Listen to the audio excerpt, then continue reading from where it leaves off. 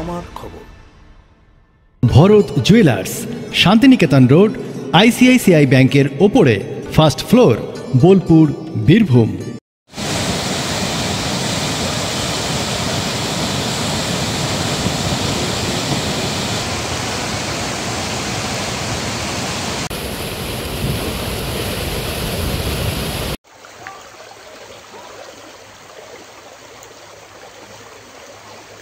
একটানা বৃষ্টির জেরে বীরভূম জেলার নদ নদীগুলো ফুলে ফেটে উঠেছে, যার ফলে জেলার বিস্তীর্ণ এলাকা জলমগ্ন হওয়ার আশঙ্কায়। ময়ূরাক্ষী, হিংলো, কুয়ে এবং ব্রাহ্মণী নদীতে জলস্তর দ্রুত বৃদ্ধি পাচ্ছে। জলাধার থেকে প্রচুর পরিমাণে জল ছাড়া হচ্ছে, যা পরিস্থিতিকে আরও জটিল করছে।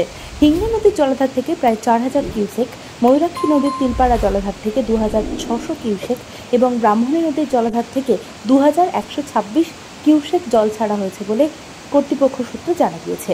এই অতিরিক্ত জল নদীগুলির জলস্তর বাড়িয়ে বাঁধ ভাঙার আতঙ্ক ছড়িয়ে দিচ্ছে। সাঁইথিয়ায় ময়ূরাক্ষী নদীর জল বৃদ্ধির কারণে ফেরিঘাট ভেঙে যাওয়ায় মল্লারপুর থেকে সাঁইথিয়া যাতায়াতকারী স্থানীয়দের চরম সমস্যায় পড়তে হয়েছে। এই ফেরিঘাট স্থানীয়দের দৈনন্দিন যাতায়াতের প্রধান মাধ্যম। ফেরিঘাট ধসে যাওয়ায় যোগাযোগ ব্যবস্থা প্রায় বিচ্ছিন্ন। এদিকে কুয়ে নদীতে জলস্তর বৃদ্ধির ফলে লাভপুরের ঠিবা অঞ্চলের প্রায় 15টি গ্রামের সঙ্গে যোগাযোগ বিচ্ছিন্ন হওয়ার আশঙ্কা তৈরি হয়েছে। কাঁদরকুলা থেকে বাগসিনা যাওয়ার রাস্তার উপর দিয়ে জল রয়েছে। আরও জল বৃদ্ধি পেলে লাভপুর এবং কীর্ণহারের মধ্যে যাতায়াত পুরোপুরি বন্ধ হয়ে যেতে পারে। এই অঞ্চলের গ্রামবাসী বাঁধ ভাঙার ভয়ে রাতের ঘুম হারিয়েছেন। যে বন্যার জল চলে এসেছে, তার জন্যে আমার সেন্টার পর্যন্ত পৌঁছানো হলো না কো। এই রান্নাটা আমাকে অন্য দিন, রবিবার হোক, ছুটির দিন হোক, করে দিতে হবে। আমি কাঁদরকুলার অঙ্গনওয়াড়ি কর্মী। কতটা সমস্যা এই যে বন্যাতে? বন্যাটা আমাদের প্রতি বছরই এরকম হয়, ওই প্রায় দিনে জল থাকে, হয়, তার শোধ আমাদের কিনে আবার রান্না করে দিতে হয়। মানে এই যে এখানকার লোক সব জানেও, এরা এইরকমই ভুক্তভোগী। প্রশাসনকে জানিয়েছেন? হ্যাঁ, আমাদের অফিসে আমরা জানিয়েছি, আমাদের সুপারভাইজার দিদিকে জানিয়েছি। আচ্ছা।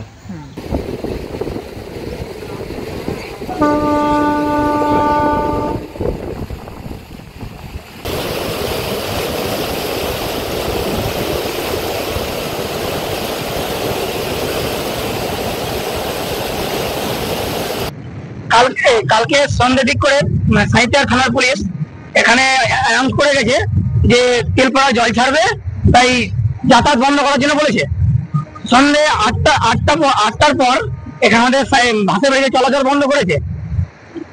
সকালে মানুষ যাতায়াত করছিল, ঠিক সকাল 8টার পর এখানে জল ছেড়েছে, যাতায়াত বন্ধ ছিল। তারপর 8:30 9টার দিক করে ওপরকার ব্রিজটা হয়ে গেছে। এবার অসুবিধা হচ্ছে আমাদের কিছু যে বাচ্চা ছেলে বা আমাদের সহবাসী ছেলেগুলা স্কুল যাওয়ার যে অসুবিধা, সেটা একটা ব্যবস্থা নেওয়া উচিত। আমাদের স্কুল যেতে গেলে মিনিমাম নতুন ব্রিজে 5 থেকে 6 কিলোমিটার ঘুরে যেতে হবে। তাই বাচ্চা ছেলে এদিকে একটা আছে রেল ব্রিজ, সেটার মধ্যে বাচ্চা যাওয়া সম্ভব নয়। তাই তার জন্য আমাদের সরকারকে একটা ব্যবস্থা নেওয়া উচিত, একটা এখানে ওভারব্রিজ দেওয়া উচিত। রাত্রে থেকে ভাষা ব্রিজটা ভেঙে যায় এবং মানুষজন যাওয়া আসা সাঁইথিয়া বাজারে খুব কষ্ট। আমাদের এখানে একটা ওভারব্রিজের প্রয়োজন, একটাই ব্রিজ, তাতে মানুষের খুব অসুবিধা হয়, যাওয়া আসার সমস্যা হবে। এই যে প্রচুর সমস্যা, সব মানুষেরই সমস্যা, এবং যারা বাচ্চা ছেলে স্কুল যায় তাদেরও সমস্যা। তারা কি করে যাবে? তারা মানে ওই যে ঘুরে ঘুরে যাবে, অনেকটা ঘুরতে হয়। কত কিলোমিটার ঘুরতে হবে তাদেরকে? Minimum 2 kilometre. সোনার গহনায় গল্প বলে যাওয়া ভরত জুয়েলার্স, অনুপম স্পর্শের ছোঁয়া, মায়ের স্নেহ, কন্যার সাজ, প্রতিটি রত্নে ভরত জুয়েলার্স। যার শুভ উদ্বোধন 31শে জুলাই, বাংলার 14ই শ্রাবণ, বৃহস্পতিবার সকাল 10:30 শান্তিনিকেতন রোড, বোলপুর, বীরভূম। দেখতে চোখ রাখুন আমাদের ফেসবুক ও ইউটিউব চ্যানেলে।